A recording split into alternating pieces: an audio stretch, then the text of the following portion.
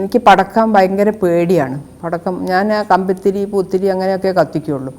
അപ്പോൾ പെരുന്നാൾ തലേന്ന് തന്നെ കോഴിക്കോട്ട് അങ്ങാടി ചെന്നിട്ട് കുട്ടികൾക്കുള്ള ഡ്രസ്സിൻ്റെ ഒക്കെ കൂടെ ഒരുപാട് പടക്കമായിട്ട് വാപ്പ വരും. അപ്പം അതിങ്ങനെ വേർതിരിച്ച് വെക്കും. മലപ്പടക്കം മോലപ്പടക്കം ബോംബ് അങ്ങനെയൊക്കെ പറഞ്ഞിട്ട് വയ്ക്കും.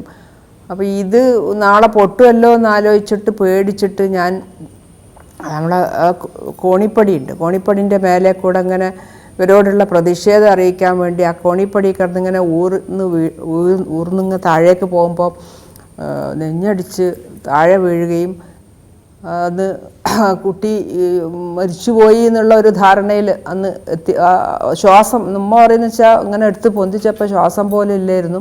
പിന്നെ കൊണ്ടുപോയി കുറേ വെള്ളമൊക്കെ തലയിൽ ഒഴിച്ചപ്പോഴാണ് ശ്വാസം കഴിച്ചത് എന്നൊക്കെ പഴയ അമ്മ കഥ പറയുന്നത്. അപ്പോൾ ആ കാലത്ത് ഇങ്ങനെ എല്ലാ കാര്യങ്ങളും തീരുമാനിച്ചിരുന്നത് പുരുഷന്മാരായിരുന്നു.